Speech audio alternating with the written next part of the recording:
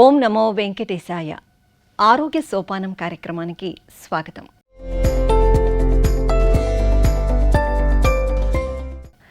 తిరుమల తిరుపతి దేవస్థానముల వారిచే స్థాపించబడిన శ్రీ వెంకటేశ్వర వైద్య విజ్ఞాన సంస్థ స్విమ్స్ హాస్పిటల్ నందు డిపార్ట్మెంట్ ఆఫ్ సైకియాట్రీలో అసిస్టెంట్ ప్రొఫెసర్గా 8 సంవత్సరాల అనుభవం కలిగి వైద్య సేవ, వైద్య విద్య, వైద్య పరిశోధనల్లో విశేష సేవలను అందిస్తున్నారు డాక్టర్ గణేష్ కుమార్ గారు. ఈనాటి ఈ కార్యక్రమంలో సూసైడ్పై అవగాహన కల్పిస్తూ నివారణ మార్గాలను తెలియజేస్తూ అందుబాటులో ఉన్న చికిత్సల గురించి వారు ఇప్పుడు మనకు వివరిస్తారు. నమస్కారం డాక్టర్ గారు. నమస్తే అండి. డాక్టర్ గారు, ఆత్మహత్యల దినోత్సవ ప్రాముఖ్యత ఏమిటి? దీన్ని ప్రతి సంవత్సరం ఎందుకు జరుపుకుంటారో తెలియజేస్తారా? తప్పకుండా ఇది తెలుసుకోవాల్సిన టాపిక్ అండి. ఈ ఛానల్ ద్వారా ఈ టాపిక్ గురించి డిస్కస్ చేయడానికి అవకాశం వచ్చినందుకు నేను చాలా హ్యాపీగా ఫీల్ అవుతున్నాను. దీని ద్వారా పబ్లిక్కి వీలైనంత వరకు ఆత్మహత్యని నివారించడానికి మెసేజ్ అందించవచ్చు. సో మీరు అడిగిన ప్రశ్నకి ఈ ఆత్మహత్యల నివారణ దినోత్సవం ఎలా స్టార్ట్ అయింది అంటే 2003లో international association for suicide prevention అనే సంస్థ WHOతో కలిసి ఒక ప్రోగ్రామ్ని ఏర్పాటు చేసింది. ఆ ప్రోగ్రాం పేరే వరల్డ్ సూసైడ్ ప్రివెన్షన్ డే. యూజువల్గా వరల్డ్ సూసైడ్ ప్రివెన్షన్ డే లేదా వీక్ లేదా మంత్ ఇవన్నీ సెప్టెంబర్లోనే జరుపుకుంటారు. సో ప్రతి సంవత్సరము ఒక కొత్త థీమ్తో వస్తుంది ఈ సంస్థ. ఈ సంస్థ ఈ సంవత్సరం వచ్చిన థీమ్ ఏంటంటే change the narrative on suicide, call to the action and start the conversation. So ఈ థీమ్ మీనింగ్ ఏంటంటే ఫస్ట్ వన్ ఏంటంటే సూసైడ్ చేసుకునే వాళ్ళ పట్ల ఆ థాట్ ప్రాసెస్ మార్చుకోవాలి. మిగతా వాళ్ళు సరౌండింగ్ పీపుల్ సూసైడ్ ఎవరైతే చేసుకోవాలనుకుంటున్నారో లేదా అటెంప్ట్ చేశారో వాళ్ళ పట్ల థాట్ ప్రాసెస్ని మార్చుకోవాలి. వాళ్ళని ఒక రకమైన నెగిటివ్ యాటిట్యూడ్తో చూడకూడదు. వాళ్ళని మాట్లాడడానికి, వాళ్ళతో పాటు కూర్చొని మాట్లాడడానికి, ఏ సమస్యల వల్ల వాళ్ళు సూసైడ్ చేసుకోవాలనుకుంటున్నారు అనే విషయాలు వాళ్ళతో కూర్చొని మాట్లాడాలి. తర్వాత సూసైడ్ చేసుకుంటారు లేదా చేసుకునే వాళ్ళు అని అనుకున్నప్పుడు వాళ్ళని దూరంగా పెట్టడం, నెగిటివ్ యాటిట్యూడ్తో చూడడం ఇలాంటివి చేయకూడదు. వీలైతే వాళ్ళతో కలిసి సపోర్ట్ ఇవ్వడానికి ట్రై చేయాలి. నెక్స్ట్ స్టార్ట్ ద కన్వర్జేషన్ అంటే చాలామంది సూసైడ్ ఆలోచనలు వచ్చినప్పుడు వాళ్ళు ఓపెన్ అప్ అవ్వరు. ఎస్పెషల్లీ పేరెంట్స్కి ఓపెన్ అప్ అవ్వరు. అంటే ఓపెన్ అప్ అయితే ఏమనుకుంటారో పేరెంట్స్, వాళ్ళు టెన్షన్ పడతారు. లేదా ఫ్రెండ్స్తో ఓపెన్ అప్ అయితే ఫ్రెండ్స్ ఏమనుకుంటారు, మనల్ని జడ్జ్ చేస్తారేమో అని చెప్పేసి చాలామంది ఓపెన్ అప్ అవ్వరు. సో ఈ ఓపెన్ అప్ అవ్వకుండా, దాని గురించి డిస్కస్ చేయకుండా సూసైడ్ థాట్స్ వచ్చినప్పుడు దాని ఇంటెన్సిటీ పెరిగి ఫైనల్గా సూసైడ్ చేసుకునేంత స్టేజ్కి వస్తుంది. సో దీన్ని మనసులో పెట్టుకొని వాళ్ళు లెట్స్ స్టార్ట్ ద కన్వర్జేషన్ అనే థీమ్ని కూడా తీసుకొచ్చారు. సో ఓవరాల్గా ఈ వరల్డ్ సూసైడ్ ప్రివెన్షన్ డేకి ఆ సంస్థ ఏమని మెసేజ్ ఇస్తుందంటే సూసైడ్ గురించి అవేర్నెస్ పెంచాలి, సూసైడ్ గురించి ఓపెన్గా మాట్లాడాలి, హెల్ప్ తీసుకోవాలి, సూసైడ్ని నెగిటివ్ యాటిట్యూడ్తో చూడకూడదు. మెయిన్ ఇంపార్టెంట్ పాయింట్ ఏంటంటే సూసైడ్ ఈజ్ ప్రివెంటబుల్, అంటే దీన్ని నివారించవచ్చు. సో ఇదండి వరల్డ్ సూసైడ్ ప్రివెన్షన్ డే గురించి. సార్, ఆత్మహత్యలకు గల కారణాలు ఏమిటో తెలియజేస్తారా? ఎస్ అండి, ఇది చాలా ఇంపార్టెంట్ క్వశ్చన్. చాలామంది సూసైడ్ చేసుకున్నప్పుడు వాళ్ళ ఫేట్ అలా ఉంది, అందుకనే వాళ్ళు సూసైడ్ చేసుకున్నాడు అని అనుకుంటారు. బట్ సూసైడ్కి పలు రకాల కారణాలు ఉన్నాయి. దాంట్లో మొదటిగా డిస్కస్ చేసుకోవాల్సింది ఏంటంటే సైకలాజికల్ అండ్ సోషల్ కాజెస్, అంటే సామాజిక అండ్ మానసిక కారణాలు. For example, more than 27% of suicides ఎందుకు జరుగుతున్నాయంటే ఇంటర్పర్సనల్ రిలేషన్షిప్ ప్రాబ్లమ్స్ వల్ల. ఆ రిలేషన్షిప్స్ పేరెంట్స్ చిల్డ్రన్ మధ్య కావచ్చు, హస్బెండ్ వైఫ్ మధ్య కావచ్చు. ఈ ఇంటర్పర్సనల్ రిలేషన్షిప్స్లో ఆర్గ్యుమెంట్స్, కన్ఫ్లిక్ట్స్, ప్రాబ్లమ్స్ వచ్చినప్పుడు చాలామంది సూసైడ్ చేసుకుంటున్నారు. ఇది చాలా మెయిన్ రీజన్.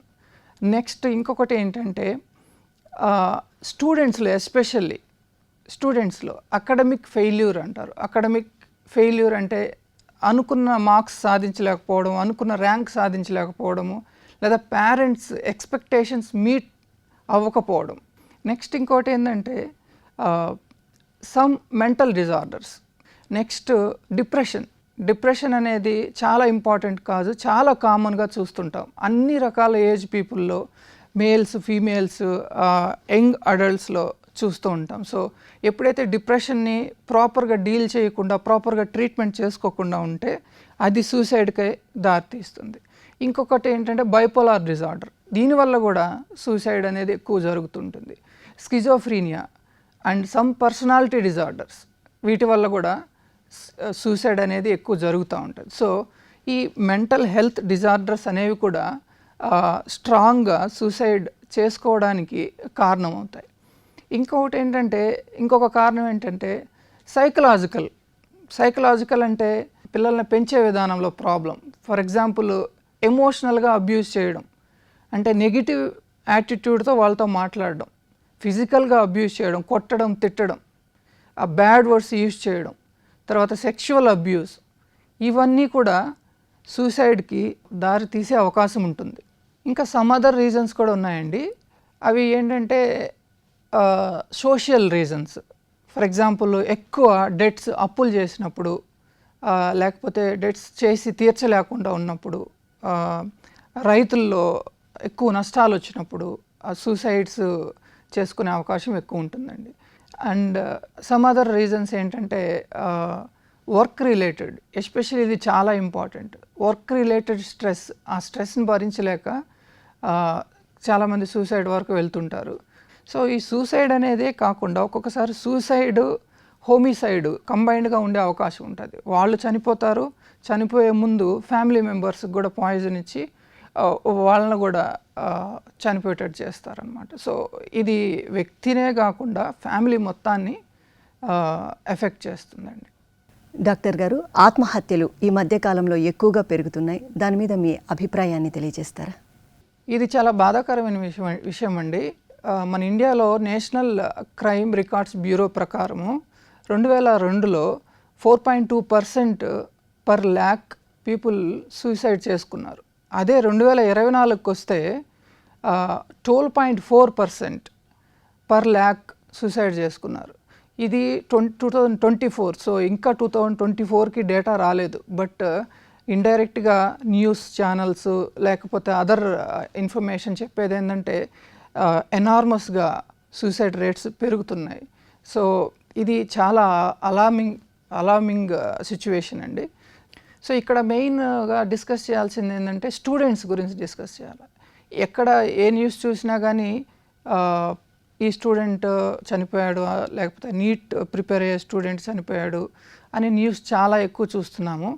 సో ఈ స్టూడెంట్స్ ఎందుకు సూసైడ్ చేసుకుంటున్నారు అంటే లైక్ అకాడమిక్ ప్రెషర్ ఒకటి, పేరెంట్స్ ఎక్స్పెక్టేషన్స్ మీట్ అవ్వలేకపోవడము, ఆ తర్వాత లోన్లీనెస్ ఉండడం, తర్వాత ఆర్గ్యుమెంట్స్ విత్ పేరెంట్స్. ఒక్కొక్కసారి స్టూడెంట్కి ఒక సబ్జెక్ట్ ఇష్టం ఉంటుంది, పేరెంట్స్కి ఒక సబ్జెక్ట్ ఇష్టం ఉంటుంది. ఈ రెండింటి మధ్య వాళ్ళకి ఒపీనియన్ డిఫరెన్సెస్ ఉంటాయి. ఆర్గ్యుమెంట్స్లో స్టూడెంట్స్ సూసైడ్ వరకు వెళ్తున్నారు. తర్వాత నీట్ ఎగ్జామ్కి, ఎస్పెషల్లీ నీట్ ఎగ్జామ్కి ప్రిపేర్ అయ్యే టైంలో నీట్ ఎగ్జామ్లో ర్యాంక్ రాకపోవడం వల్ల సూసైడ్ చేసుకుంటున్నారు. మన ఇండియాలో అయితే రాజస్థాన్లో కోటా అనే ప్లేస్ ఉంది, దాన్ని సూసైడ్ హబ్గా పిలుస్తారు. మంత్లీ చూస్తే కనీసం 1 or 2 సూసైడ్స్ అక్కడ జరుగుతూ ఉంటాయి. సో సూసైడ్ చేసుకునే వాళ్ళందరూ నీట్ ప్రిపేర్ అయ్యేవాళ్ళు. సో గవర్నమెంట్ కూడా కొన్ని యాక్షన్స్ తీసుకుంటా ఉంది. సో బట్ మనం చాలా జాగ్రత్తగా ఉండాలి స్టూడెంట్స్ విషయంలో. స్టూడెంట్స్ అంటే 10th క్లాసే కాదు, 12th కాదు, డిగ్రీ కావచ్చు, పోస్ట్ గ్రాడ్యుయేషన్ కావచ్చు, ఈవెన్ డాక్టర్స్ కావచ్చు. సో ఎవరైనా కానీ స్టూడెంట్ గ్రూప్స్ కింద వచ్చేవాళ్ళు వాళ్ళని చాలా జాగ్రత్తగా గమనిస్తూ ఉండాలి. Some other reasons for suicide, especially adolescents and అడల్ట్స్లో లో సెల్ఫ్ ఎస్టీమ్ ఉండడము, ఎక్కువ కంపారిజన్ విత్ పీర్స్, అంటే పక్కన వాళ్ళతో కంపారిజన్, పేరెంట్స్ కానీ టీచర్స్ కానీ ప్రతి దాంట్లో కంపేర్ చేయడము, లేదా కొన్ని డ్రగ్స్ యూజ్ చేయడం, ఫర్ ఎగ్జాంపుల్ ఆల్కహాల్, గంజాయి లాంటివి యూజ్ చేయడము, ఆ తర్వాత ఎక్కువ వాళ్ళ ఫ్యూచర్ గురించి నెగిటివ్ దృక్పథంతో ఆలోచించడము, నేను చదవలేను, నా వల్ల కాదు అనే ఒక రకమైన యాటిట్యూడ్తో ఉండడము, ఇవన్నీ కూడా కొన్ని కారణాలు ఫర్ సూసైడ్ ఇన్ అడల్ట్స్ అండి. సార్, ఆత్మహత్యలకు పాల్పడే వారిని ముందుగా మనం గుర్తించగలమా?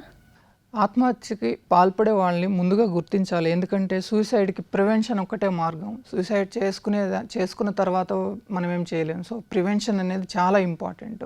సో ఫస్ట్ ఏంటంటే వాళ్ళ మాట్లాడే విధానం గురించి మనం తెలుసుకోవాలి. చాలా నెగిటివ్గా మాట్లాడుతుంటారు వాళ్ళ పట్ల కానీ ఫ్యూచర్ పట్ల కానీ. అంటే నేను ఎందుకు పనికిరాను, నా వల్ల ఏం కాదు, నాకు ఫ్యూచర్ అనేది లేదు, చాలా హోప్లెస్గా మాట్లాడుతుంటారు, నాకు ఎవరు హెల్ప్ చేసే వాళ్ళు లేరు, నేను ఈ సిచ్యువేషన్లో ఉన్నాను అని అనుకుంటూ ఉంటారు. సో ఇలా అనుకునే ఇలాంటి థాట్ ప్రాసెస్ ఉన్నవాళ్ళు కొద్దిగా సూసైడ్కి పాల్పడే అవకాశం ఉంటుంది. తర్వాత ఇంకొంతమంది ఒక రకమైన ఫీలింగ్స్తో లైఫ్ లీడ్ చేస్తూ ఉంటారు. ఏంటంటే జీవించడానికి ఏం రీజన్ ఉంది, అసలు జీవిస్తే ఏమొస్తుంది, నా జీవితం అంతా ఎంప్టీగా ఉంది, పెద్ద యూజ్ లేదు, నేను భూమి మీద భారంగా ఉన్నాను, లేదా అదర్ పర్సన్స్కి లేదా ఫ్యామిలీ మెంబర్స్కి నేను ఎక్కువ భారంగా ఉన్నాను అనే రకంగా ఫీలింగ్స్ వాళ్ళలో వాళ్ళే డెవలప్ చేసుకుంటూ ఉంటారు, అలానే ఆలోచిస్తుంటారు. వీళ్ళు సూసైడ్ చేసుకునేదానికి అవకాశం చాలా ఎక్కువ ఉంటుంది.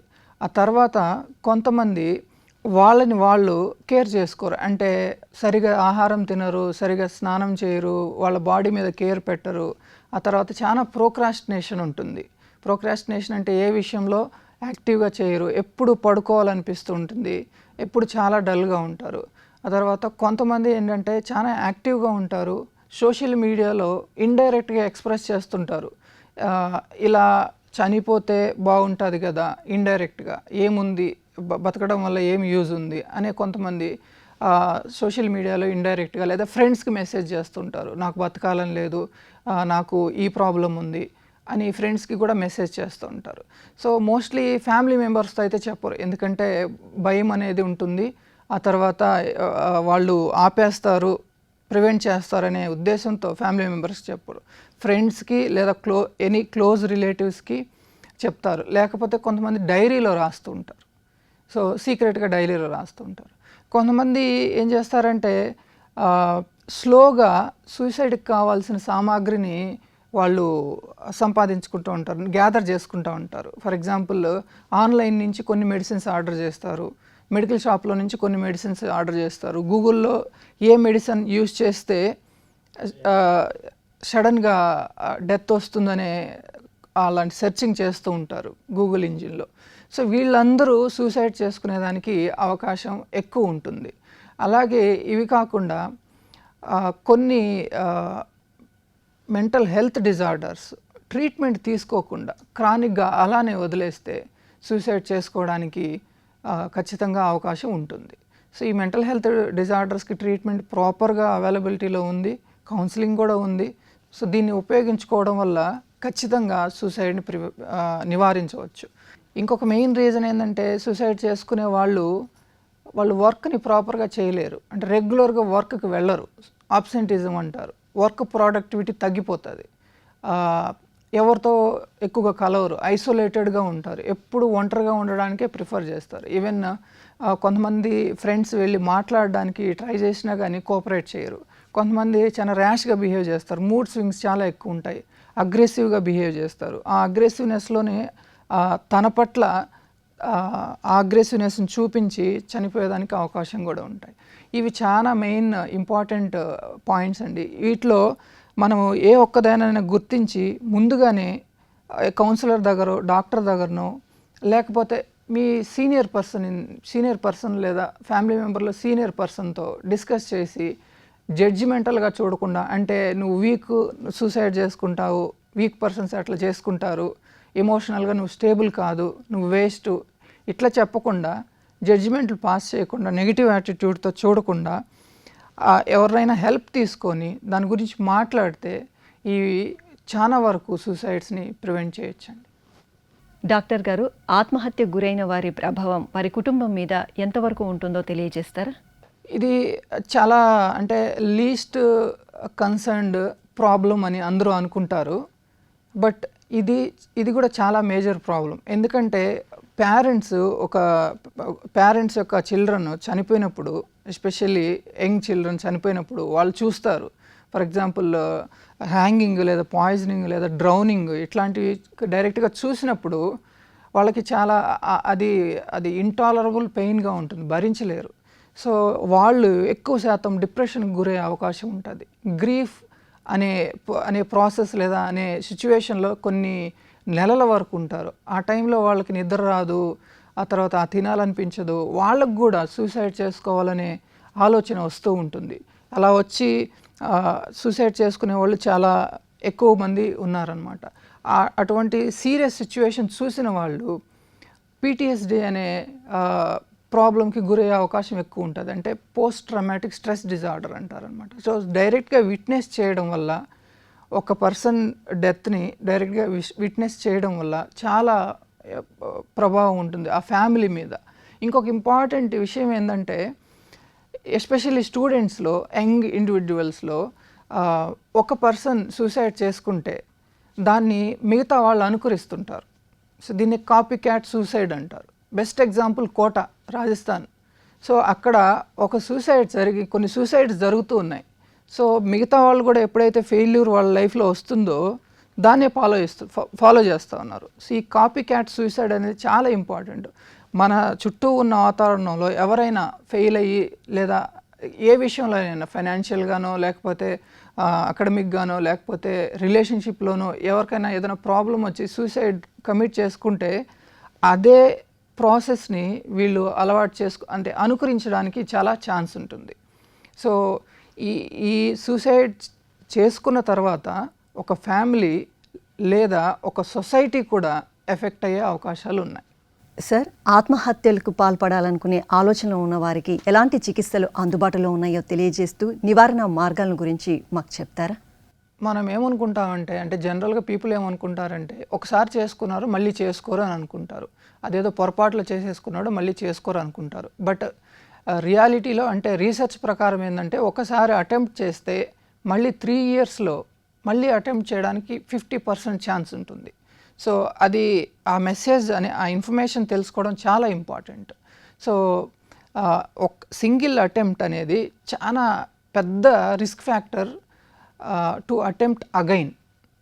సో ప్రీవియస్గా ఎవరైతే అటెంప్ట్ చేస్తుంటారో వాళ్ళు మళ్ళీ అటెంప్ట్ చేయడానికి చాలా రిస్క్ ఉంటుంది, చాలా అవకాశం ఉంటుంది. సో దీన్ని గుర్తించి ట్రీట్మెంట్ ఇప్పించడం, కౌన్సిలింగ్ ఇప్పించడం చాలా ఇంపార్టెంట్. సో ఆ ట్రీట్మెంట్ కోసము సైకియాట్రిస్ట్ దగ్గరికి వెళ్ళాలి, కౌన్సిలింగ్ కోసం సైకియాట్రిస్ట్ లేదా సైకాలజిస్ట్ దగ్గరికి వెళ్ళాలి. అట్ ద సేమ్ టైము ఎవరికైనా సూసైడ్ అనే ఆలోచన వచ్చిందంటే దాన్ని నార్మలైజేషన్ చేయకూడదు. ఇదేముందులే, ఏం కాదు అనే ఆలోచన రాకూడదు. ఏదో అన్నాళ్లే మళ్ళీ ఆలోచించాడులే మళ్ళీ రాదులే అని అంత సింపుల్గా అయితే తీసుకోకూడదు. సో దాన్ని సీరియస్గా తీసుకొని ఏ కౌన్సిలర్ హెల్ప్ లేదా ఒక ఎడ్యుకేటెడ్ పర్సన్ ఈ సూసైడ్ గురించి అండర్స్టాండ్ చేసుకునే వాళ్ళ హెల్ప్ తీసుకోవాలి. సో అప్పుడు దీన్ని నివారించవచ్చు. అట్ ద సేమ్ టైము ఇది ఒక ట్రీట్మెంట్ లాగా కూడా యూజ్ అవుతుంది. ఎవరైతే సూసైడ్ అటెంప్ట్ చేస్తారో, అటెంప్ట్ చేసి తర్వాత రికవర్ అవుతారో, మళ్ళీ సూసైడ్ అటెంప్ట్ చేయకుండా కొన్ని డ్రగ్స్ ఉన్నాయి. సో ఆ డ్రగ్స్ చాలా వెల్ ఎస్టాబ్లిష్డ్ రీసెర్చ్ ప్రకారము సూసైడ్ని తగ్గించడానికి ఆ డ్రగ్స్ ఉన్నాయి. అట్లనే CBT, cognitive behaviour therapy, dialectical behaviour therapy అనేటివి అందుబాటులో ఉన్నాయి. సో వీటిని సద్వినియోగం చేసుకుంటే మనకు సూసైడ్ని నివారించవచ్చు, ట్రీట్మెంట్ కూడా చేయొచ్చు. మేజర్లీ సూసైడ్ అనేది ప్రివెంటివ్ ఇష్యూ కాబట్టి నివారణ మార్గాల గురించి చాలా ముఖ్యంగా మనం తెలుసుకోవాలి. దాంట్లో ఫస్ట్ ఏంటంటే, ఫస్ట్ ట్రైనింగ్ ఇవ్వాలి. ట్రైనింగ్ ఎవరికి ఇవ్వాలా? ఎవరికైతే సూసైడ్ ఆలోచనలు ఎక్కువ వస్తున్నాయి, ఫర్ ఎగ్జాంపుల్ యూత్ లేదా ఫర్ ఎగ్జాంపుల్ స్టూడెంట్స్, వాళ్ళతో ఎవరైతే కాంటాక్ట్లో ఉంటారో వాళ్ళని గేట్ కీపర్స్ అంటారు. సో గేట్ కీపర్స్కి ట్రైనింగ్ ప్రోగ్రామ్స్ ఇవ్వాలి. ఫర్ ఎగ్జాంపుల్ టీచర్స్కి ట్రైనింగ్ ప్రోగ్రామ్స్ ఇవ్వాలా, పోలీస్ సిబ్బందికి ట్రైనింగ్ ప్రోగ్రామ్స్ ఇవ్వాలా, ప్రొఫెసర్స్కి ట్రైనింగ్ ప్రోగ్రామ్స్ ఇవ్వాలా, డాక్టర్స్ ఎవరైతే ఉన్నారో వాళ్ళు సైకియాట్రిస్ట్స్ కాదో వాళ్ళకి కూడా ట్రైనింగ్ ప్రోగ్రామ్స్ ఇవ్వాలా. ఎందుకంటే సూసైడ్ గురించి చాలామందికి అవేర్నెస్ లేదు. సో అందరికి, ప్రతి ఒక్కరికి, NGOస్కి లేదా లీడర్స్కి అందరికీ సూసైడ్ గురించి ఇన్ఫర్మేషన్ ఇవ్వాలి, అవేర్నెస్ పెంచాలి. సో ఈ పద్ధతి ద్వారా మనము సూసైడ్ని అరికట్టవచ్చు. నెక్స్ట్ ఏంటంటే ఏదైనా డిఫికల్ట్ సిచ్యువేషన్ వచ్చినప్పుడు చాలామంది ఈజీగా గివ్ అప్ ఇచ్చేస్తారు. సో అంటే ఈజీగా ఎమోషనల్గా అప్సెట్ అయిపోతారు. ఇట్లాంటి వాళ్ళకి కొద్దిగా కోపింగ్ స్కిల్స్ అనేటివి నేర్పించాల్సి ఉంటుంది. ఫర్ ఎగ్జాంపుల్ ఫైనాన్షియల్ క్రైసిస్ వచ్చింది, వాళ్ళకి ఎలా డీల్ చేయాలో అర్థం కాదు, వాళ్ళ మైండ్ బ్లాక్ అయినట్టు అనిపిస్తుంది ఆ సిచ్యువేషన్లో. అట్లాంటప్పుడు దాంతో ఎలా కోప్ అప్ చేసుకోవాలి అనేది ఎవరినైనా సీనియర్ పర్సన్ని లేదా కౌన్సిలర్ని లేదా సైకియాట్రిస్ట్ని అడిగి తెలుసుకొని దానికంటూ ఒక సొల్యూషన్ ఏర్పరచుకోవాలి. కానీ ఆ సిచ్యువేషన్ నుంచి ఎస్కేప్ అవ్వడానికి సూసైడ్ని మార్గంగా తీసుకోకూడదు. సో ఇవన్నీ పాటిస్తే సూసైడ్ని మనము నివారించవచ్చు. ఇంకా కొన్నిసార్లు ఏమవుతుందంటే క్రానిక్గా ఫిజికల్ ఇల్నెస్ అంటే లంగ్ డిసీజెస్, అంటే అవి క్రానిక్గా ఉంటాయి, దీర్ఘకాలిక సమస్యలు, lung diseases, kidney diseases, dialysis patients, ఆ తర్వాత క్యాన్సర్ పేషెంట్స్ ఎస్పెషల్లీ వాళ్ళకి ఎక్కువ పెయిన్ ఉంటుంది, క్యాన్సర్ ఎండ్ స్టేజ్లో ఎక్కువ పెయిన్ ఉంటుంది వాళ్ళు, లేదా ఆటో ఇమ్యూన్ డిజార్డర్స్ అవి కూడా క్రానిక్గా దీర్ఘకాలికంగా ఉంటాయి. సో ఇట్లాంటి వాళ్ళు మనం ఎందుకు లైఫ్ లీడ్ చేయడము, మనకు ఉండి పెద్ద యూస్ లేదు అని వాళ్ళు కూడా సూసైడ్ చేసుకునే అవకాశం ఎక్కువ ఉంటుంది. అట్లాంటి వాళ్ళని రికగ్నైజ్ చేసి వాళ్ళకి కౌన్సిలింగ్ ఇవ్వడము, వాళ్ళకి కొద్దిగా పాజిటివ్నెస్, లైఫ్లో ఇలా పాజిటివ్గా ఉంటుంది, ఫ్యూచర్ మీకు కూడా ఉంటుందని కాస్త కౌన్సిలింగ్ ఇవ్వడము చేస్తే ఈ ఆత్మహత్యల్ని నివారించవచ్చు. డాక్టర్ గారు, ఈ కార్యక్రమం ద్వారా మీరు సమాజానికి ఎలాంటి సందేశం ఇస్తారు? సో ఈ వరల్డ్ సూసైడ్ ప్రివెన్షన్ డే ద్వారా నేను ఏమి తెలియజేయాలనుకుంటున్నానంటే, సూసైడ్ని నార్మలైజ్ చేయొద్దు, అంటే తేలిగ్గా తీసుకోవద్దు, ఇది ఈ అబ్బాయి ఇంతేలే ఎలానే చేసుకుంటాడు మనం ఏం చేయలేము అనేది తీసుకోవద్దు, అలా చేయొద్దు. సూసైడ్కి ట్రీట్మెంట్ ఉంది. తర్వాత సూసైడ్ గురించి ఓపెన్గా మాట్లాడుకోవాలి, హెల్ప్ తీసుకోవాలి. సూసైడ్ గురించి హెల్ప్ తీసుకుంటే యూజువల్గా ఏమనుకుంటారంటే మనం వీక్ పర్సన్స్ అని అనుకుంటాం. సో అది తప్పు, అది రాంగ్ అజంప్షన్. ఎవరైతే సైకాలజిస్ట్ లేదా సైకియాట్రిస్ట్ దగ్గరికి వెళ్ళి నాకు ఇలా ఉంది, నాకు ప్రాబ్లం ఉంది, నాకు సొల్యూషన్ చెప్పండి అనేది అనగలిగే వాళ్ళే Brave persons. That is the Brave step. ఈజీగా సూసైడ్ని సెలెక్ట్ చేసుకునే వాళ్ళు ఏంటంటే అది ఎస్కేపిజం కింద వస్తుంది. సో ఓపెన్గా మాట్లాడాలి, హెల్ప్ తీసుకోవాలి. ఆ తర్వాత కోపింగ్ స్కిల్స్ అనేటివి నేర్చుకోవాలి, సిచ్యువేషన్ని ఎలా డీల్ చేయాలి అనే దాని గురించి నేర్చుకోవాలి. అవసరమైతే సైకాలజిస్ట్ హెల్ప్ తీసుకోవాలి. ఇంకొకటి ఏంటంటే సూసైడ్ చేసుకోవాలి అనుకుంటున్నప్పుడు లేదా ఒకసారి అటెంప్ట్ చేసినప్పుడు వాళ్ళని అబ్జర్వేషన్లో పెట్టాలి, అవసరమైతే అడ్మిషన్ చేయాలి, లేకపోతే ఇంట్లో వాళ్ళు చాలా జాగ్రత్తగా చూసుకోవాలి. ఏదైతే హార్మ్ఫుల్ పదార్థాలు ఉంటాయో లైక్ పాయిజనింగ్, నైఫ్, లేకపోతే హ్యాంగింగ్, ఇట్లాంటివన్నీ చేసుకునేదానికి అవకాశం ఉంటుందా వాటినంతా దూరం చేయాలి. సో ఇదండి నేను ఇవ్వాలనుకున్న message regarding the suicide. Doctor గారు, ఆత్మహత్యల నివారణ మార్గాలను చాలా చక్కగా వివరించిన మీకు ధన్యవాదాలు. ధన్యవాదాలండి.